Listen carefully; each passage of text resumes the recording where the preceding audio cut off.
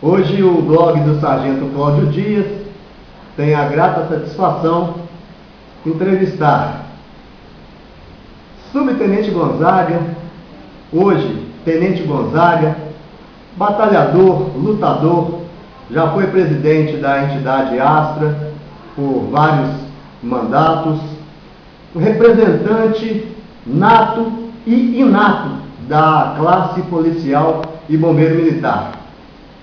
O blog do Sargento Cláudio Dias tem feito essas entrevistas para mostrar ao pessoal que está chegando na PM a história, um pouco das pessoas que fizeram e fazem a história e a representação de nossa classe.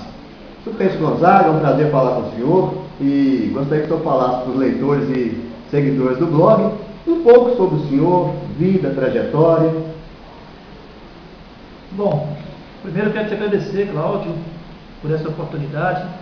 Você que tem feito também um trabalho extremamente importante, você que já militou como diretor do Centro Social do Cabo Soldado, portanto, traz na alma esse valor que é a luta de classe e que agora, através do seu blog, tem contribuído para a formação política, para a formação de uma massa crítica dentro da Polícia Militar do Corpo de Bombeiros, da sociedade como um todo, mostrando nossa realidade, as nossas mazelas e as nossas conquistas. Bom, eu sou de Manhuaçu, nasci na zona rural, morei na zona rural até meus 17 anos, né?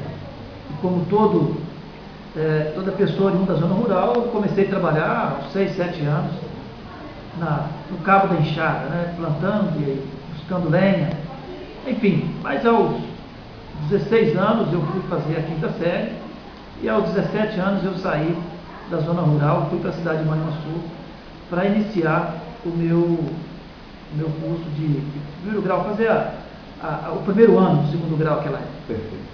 E logo em seguida fiz um concurso para a Polícia Militar e entrei no batalhão florestal.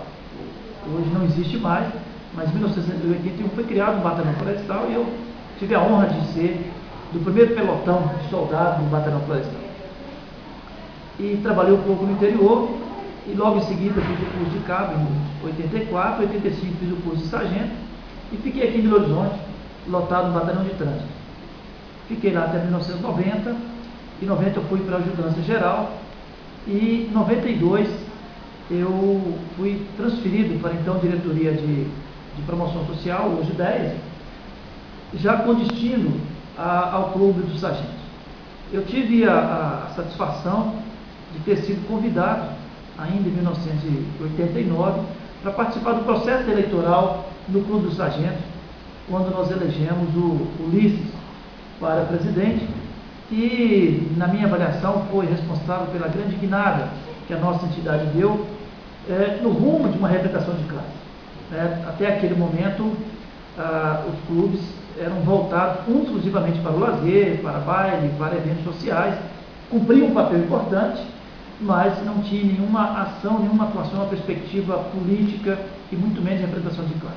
E em relação ao então Clube de Sargentos, o Ulisses deu essa guinada e me convidou para participar dessa equipe, e em 92 ele me convidou, eu vim para o clube na condição de diretor financeiro. E de lá para cá foram 20 anos que eu tive a oportunidade, através do voto dos eleitores, a cada 3 anos, fui sendo confirmado como membro da diretoria e sendo que por 4 vezes como presidente da associação. Eu tenho muita honra disso, mas ao mesmo tempo eu tenho uma satisfação enorme porque eu não fiquei aqui como resultado de um processo ditatorial, né? A Aspra, desde 1989, tem eleições regulares a cada 3 anos. Triênio. Né? A cada triênio. Então, foi através desse processo que eu permaneci. Então, eu quero aqui aproveitar esse seu espaço de agradecer aos praças. Primeiro aos sargentos, porque até 1998 nós éramos o Clube do Sargento, a Associação dos Sargentos. Né? E hoje agradecer a todos os praças que me mantiveram aqui nessa condição de diretor através do voto. E nesse processo nós pudemos participar de vários momentos da nossa história. O primeiro deles foi ter transformado o Clube dos Sargentos em Associação dos Sargentos. E nós fizemos isso não foi por acaso. Nós fizemos isso porque, olhando para a Constituição Federal de 88, ela atribuía às associações um papel de representação. A Constituição de 88 legitimou o papel da associação como representante de seus associados, judicial e extrajudicialmente. E o clube não tinha essa dimensão, não tinha esse papel. Então nós transformamos a associação em 1994. E a partir daí nós já assumimos uma luta de classe, passando pelo movimento de 97. Mas antes de 97, nós começamos a militância na Assembleia. O primeiro registro, o registro mais antigo que nós temos de participação enquanto classe numa luta em favor dos nossos associados, dos militares de modo geral, foi em 1996, numa audiência pública que ocorreu no dia 6 de novembro de 96, nós estávamos lá defendendo a periculosidade, o direito à periculosidade, numa audiência pública na Assembleia Legislativa. E diga-se de passagem que o resultado dessa audiência foi uma emenda constitucional que nos dá o direito à periculosidade e que, por contingências diversas desse processo de negociação, ainda não foi regulamentada, mas é um marco da nossa participação. E depois tivemos a possibilidade de participar do Movimento 97 como integrante da comissão de negociação. Nós éramos 9 na comissão, eu fui um deles, e participando de toda a negociação salarial, participando da construção da anistia, participando da mudança do marco do marco legal que diz respeito aos nossos direitos, né? Foram muitas conquistas nesse período.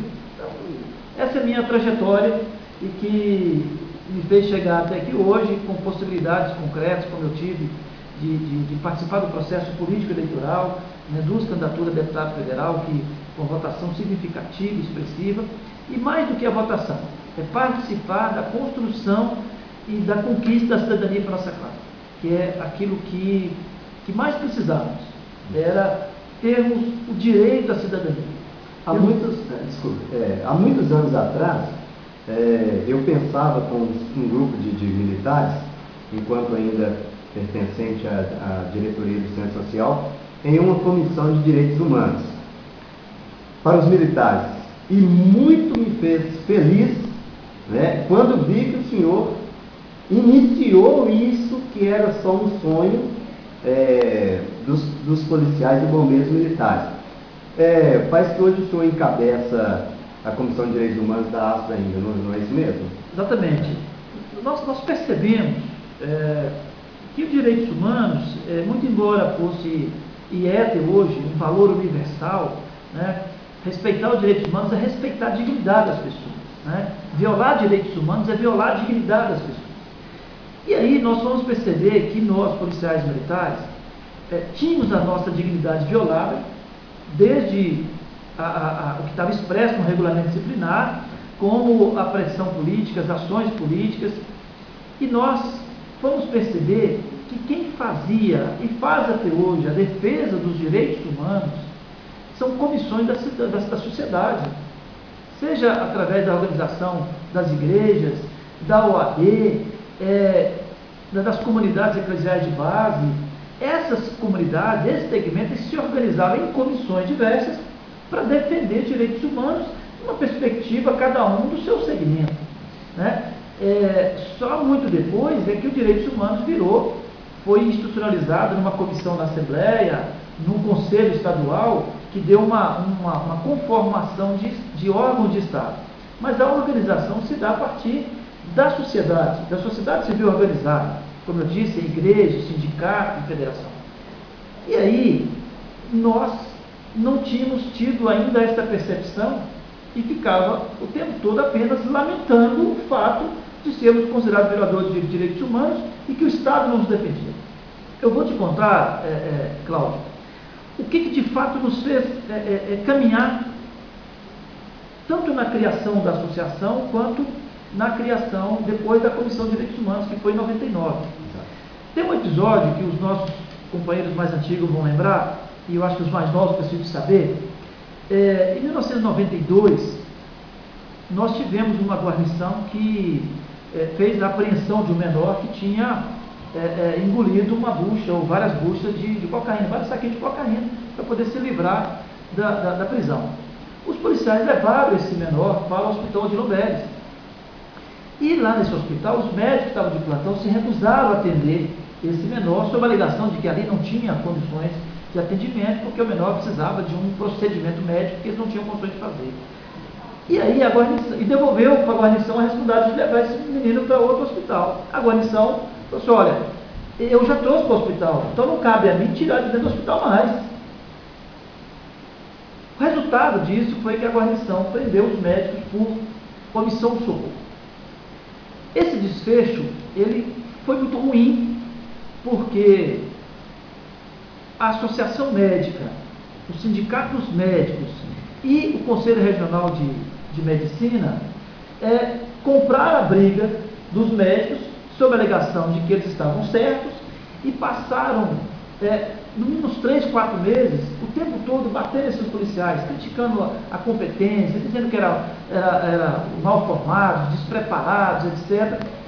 E a gente foi ouvindo e começamos a ser cobrado, olha, mas a polícia não vai nos defender? Aí qual foi a leitura que nós fizemos? O de Lomberes era um hospital, como ainda até hoje, um hospital da Prefeitura de Belo Horizonte. E naquele momento nós não vimos nenhum gestor do hospital e nem o prefeito defendendo os médicos. Quem estava defendendo os médicos era a classe dos médicos. E aí nós cobrávamos que o comando nos defendia. Mas o comando vai ter que fazer uma apuração, vai ter que depois julgar, ou inocentando ou condenando. Então também não cabe ao comando fazer essa defesa, não cabe ao Estado, cabe a quem? A classe. Então foi esse episódio é um marco para nós da motivação que nós tivemos para primeiro criar a ASPA, transformar em associação, e depois, em 99, na mesma linha. A gente era chamado na Comissão de Direitos Humanos da Câmara, na Comissão de Direitos Humanos da Arquidiocese, na Comissão de Direitos Humanos da OAB, da Assembleia, e nós éramos chamados como violador de direitos humanos. E nós não tínhamos uma legitimidade de fazer uma defesa. Então o que nós vimos? Olha, se é uma comissão da Câmara, se é uma comissão da Assembleia, se é uma comissão da Arquidiocese que está defendendo os direitos humanos de determinada pessoa, o que nós temos que ter? Nós temos que ter o mesmo nível de organização. Então vamos criar nossa Comissão de Direitos Humanos e registrar essa Comissão de Direitos Humanos, dar identidade jurídica, inclusive, para ela. E hoje nós somos reconhecidos na Assembleia, somos reconhecidos no CONED, somos reconhecidos na Secretaria Nacional de Direitos Humanos, como também uma comissão de direitos humanos. E, portanto, quando nós vamos para o debate, mesmo que tenhamos razões e valores diferentes, nós temos o mesmo nível de posicionamento. Somos comissão de direitos humanos também. E nós somos até mal compreendidos. Eu lembro de um evento que nós fizemos, evento nacional, que os colegas de outros estados nos criticaram ferrenhamente como é que nós estamos aliando os direitos humanos. Né? E hoje, direitos humanos é um valor universal, do ponto de vista institucional, faz parte da grade curricular, você tem que saber noções de direitos humanos para fazer seu concurso para entrar na PM, portanto, nós não podemos distanciar desse valor que são os direitos humanos. O que nós precisamos é de ter uma compreensão do que de fato é violação de direitos humanos praticada pelo Estado contra o cidadão, no seu esforço de prestação de serviço, e, por outro lado, o que é violação de direitos humanos praticada pelo Estado contra os seus trabalhadores, que é a nossa perspectiva de defesa. E se nós, na medida que nós ampliamos esse conhecimento e essa compreensão, nós passamos a enxergar de fato nós mesmos como um papel diferenciado, né, na preservação da vida, da dignidade, e também tendo um instrumento para nos defender. Nós temos que defender da violação de direitos humanos que o Estado pratica contra os policiais. Ou seja, quando o Estado fere a minha e a dignidade de cada policial e bombeiro, seja com uma carga horária desumana, né, graças a Deus agora resolvido do ponto de vista legal, quando faz isso por uma assistência à saúde precária, quando faz isso por um salário de indigência, por uma condição de trabalho, por expor o policial a um confronto armado sem o equipamento necessário, quando ele se expõe o policial a um estresse desnecessário apenas para o capricho de um chefe. Então, esses são princípios que são ações, atitudes que violam direitos humanos. Eu Eu aprendi, Cláudio, que as coisas são boas ou ruins por comparação. Então hoje eu diria que nós estamos numa situação bem melhor do que tínhamos, né? A começar pela mudança, pelo fim do regulamento disciplinar, né? na essência da prisão disciplinar, por faltas disciplinares. Quer dizer, esse é um marco importante da nossa cidadania, e hoje eu diria que a violação de direitos humanos sistêmica que nós ainda somos vítimas é do assédio moral. Fora do assédio moral, eu diria que o marco regulatório nos deu proteções significativas em relação ao que nós tínhamos quando vivíamos sob a égide do regulamento disciplinar, que foi até 2002. E que, infelizmente, os outros estados continuam, né? Você ter uma prisão sem nenhuma motivação, sem necessidade de motivar essa prisão, como ainda está no regulamento disciplinar da maioria dos outros estados, principalmente aqueles que ainda usam o RDS. Você sabia? É cópia do Exército, eu ia falar, cópia do RDS. O Maranhão é o RDS, não tem o código. Como promover a segurança pública e a cidadania com direitos humanos, em respeito aos direitos humanos, sendo norteado por um código que é desumano. O código, ele mais que desumano, ele obriga você a ser desumano, tá certo? Ele obriga você a prender alguém em nome da disciplina. E se você não prende, você vai ser preso. Vai ser enquadrado. Então, assim, para mim, o grande mérito de nós termos acabado com a prisão, porque ao acabar com a prisão disciplinar, nós tivemos que discutir outras formas de controle interno, né? de punição, porque nós somos uma organização suscetíveis a erros. Tem que ter as regras, tem que ter as regras, não é isso? Então, nós sempre falamos, nós precisamos de instrumentos de controle interno rígido. O que nós não podemos ter é instrumento de controle interno humilhante. Exato. E o RDPM, ele é um instrumento de controle interno humilhante. Degradante. A pena de prisão é degradante. Então, assim, ao acabar com a pena de prisão, ela admitir, olha, nós não queremos mais a prisão para falta disciplinar. Nós tivemos que discutir, junto com isso, o devido processo legal, discutir o direito da defesa e o contraditório. Então, assim, para mim, esse é o principal marco, de fato, da conquista de cidadania por parte dos militares. Daí para cá, a gente vem aperfeiçoando. Exato. Mas eu acho que nós não podemos perder de vista que o fim da pena de prisão é consagrado no nosso Código de Ética, que é o grande marco, a grande conquista na perspectiva da cidadania que nós temos hoje. Eu conversava essa semana com um jornalista que durante o movimento de 97 militou muito nos bastidores, aí, ele trabalhava no grande jornal, no Estado de Minas da época, e ele me questionando qual era o legado de tudo isso, né? Qual era o legado do movimento, qual era o legado das legislações posteriores que nós conquistamos. Um bom questionamento. E eu dizia para ele o seguinte: se nós olharmos a atuação da Polícia Militar nas manifestações dos últimos dias, nós vamos enxergar uma Polícia Militar preocupada em prevenir e combater o vandalismo, o crime, mas não tinha nenhuma ação, nenhuma orientação política, nenhuma orientação de comando que tivesse viés ideológico.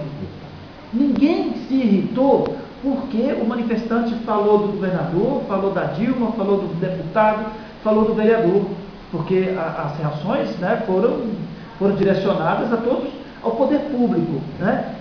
Então não houve preocupação da instituição Polícia Militar, e muito menos dos policiais, se a manifestação era contra o governador, se era contra o presidente da República, o presidente do Senado. Tudo isso foi legitimado pela ação da própria polícia. Então eu acho que esse é um grande legado. Porque quando ele me perguntava assim, afinal de contas, vocês foram para a rua, e qual foi o legado de vocês irem para a rua? Pessoal, o grande legado é que no momento em que nós conquistamos a nossa cidadania, nós passamos a respeitar por espontaneidade a cidadania de todos os outros. O que não pode ser confundido com a irresponsabilidade de permitir a prática de crime independente da motivação. Então, assim, ficou muito evidente. Eu tive a oportunidade de reunir com o comando no auge do conflito, e ficava muito evidente, não tinha nenhuma orientação ideológica, nenhuma orientação partidária. A orientação era: nós temos uma missão, é garantir que essa manifestação aconteça, de maneira que essa manifestação traga resultados, mas evitar que se cometa crimes a partir da manifestação. E não era crime de segurança nacional, Era crime de comum, vandalismo, depredação do patrimônio, né? Era crime contra o patrimônio. Então, assim, esse é um legado bacana, sabe? É um legado bacana. Eu acho que nós precisamos dar conta de perceber isso. Porque às vezes fica parecendo que ficou perdido, que resolveu apenas a questão. Não. Né? No momento que nós fomos lá e brigamos pela anistia, e a anistia de Minas é um exemplo no Brasil. Né? Nós já conseguimos 2 legislações, estamos conseguindo a terceira, estão agora na expectativa da Dilma sancionar outro projeto de lei, outra lei aprovada no Congresso, que anistia os militares que participaram do movimento. Olha, a sociedade reconheceu que manifestar não é direito só dela, a sociedade civil, que nós, trabalhadores, um legado bacana que eu faço questão de realçar, a sociedade nos reconheceu enquanto trabalhadores. Isso. Tá certo? O Estado nos reconheceu enquanto trabalhadores. E aí a nossa organização enquanto trabalhadores foi legitimada. Então hoje não se discute mais se nós podemos ou não discutir salário. Sabe? Aquilo que você vivenciou, que eu vivenciei, não. Só o comandante geral que fala de salário. Não, hoje todo mundo fala de salário, todo mundo é legítimo. É verdade. E os trabalhadores reconhecem a legitimidade das entidades, a sociedade reconhece, o governo reconhece. Então, assim, eu estou falando isso tudo respondendo a sua pergunta, não, né? claro, a minha história, claro, eu tenho potencial. Eu tenho uma satisfação e é uma satisfação responsável. Eu faço todo dia um esforço de dimensionar a minha responsabilidade nesse papel que me foi confiado. Exato. Tá certo? De ter participado da construção desse processo, exercendo uma representação. Então, assim, eu digo para todo mundo, e não estou mentindo, não é porque estou aqui participando aqui dessa sua entrevista, do seu blog, é porque é responsabilidade minha. Todo dia eu tento dimensionar qual que é a minha responsabilidade hoje nesse contexto. Enquanto representante de uma instituição, de trabalhador de uma instituição, que também precisa ser forte com a instituição. Eu não posso ter a irresponsabilidade de, em nome de uma representação, enfraquecer a instituição. Exato. Eu tenho que ter a capacidade de fazer uma crítica ao comando, tenho que ter legitimidade, tenho que ter o respeito em fazer uma crítica ao comando, mas tenho que ter a clareza de que se nós não tivermos um comando forte, uma instituição robusta, nós teremos uma classe também frangada. Nós não seremos uma classe forte numa instituição fraca. Tá certo? Nós podemos ter uma capacidade de revolta no momento, mas se essa instituição não se fortalece, a classe também não se fortalece. Então, assim, nós temos a satisfação, nós somos um segmento que só deixamos de ser na sepultura. Né? Nós somos militares do dia que pegamos o nome de polícia e vamos terminar na sepultura. Então, isso é um legado bacana e eu todo dia faço um esforço de mencionar. Qual que é a minha responsabilidade hoje nesse contexto? O blog do Sargento Cláudio Dias tem o objetivo de resgatar essa história, essa personalidade, essa pessoa, esse militar, né? A formação do senhor universitária Eu sou formado em comunicação social e relações públicas. Isso, comunicação social, relações públicas, ou seja, mostrar para a sociedade, para os novos policiais, bombeiros, todo o pessoal de segurança pública, a história dessas pessoas que fizeram e fazem, que representam a nossa classe. Gostaria que você deixasse as considerações finais para os leitores do blog, seguidores, e falasse também desse evento que o senhor está organizando, um seminário, debatendo aí assuntos de suma importância para a nossa sociedade. Eu acho que a mensagem final, além do agradecimento que eu preciso fazer a todos, é de dizer que a luta não está encerrada. Né? Se nós atingimos um nível de bem-estar, nós precisamos buscar outros.